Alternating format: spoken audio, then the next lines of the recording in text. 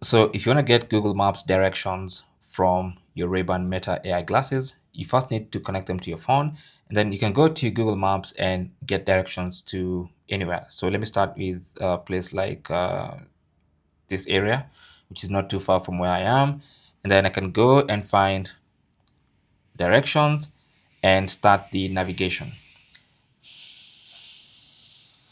Head west on Marie.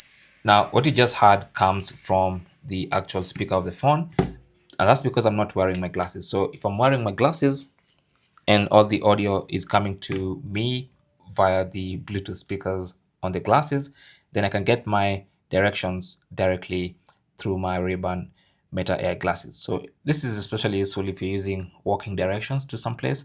So if let's say you want to walk to a specific place,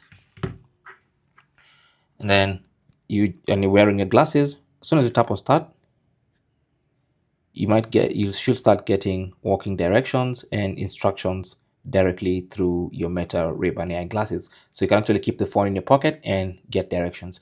Now, the only way this can work also is if you have Google Maps accessing your location all the time.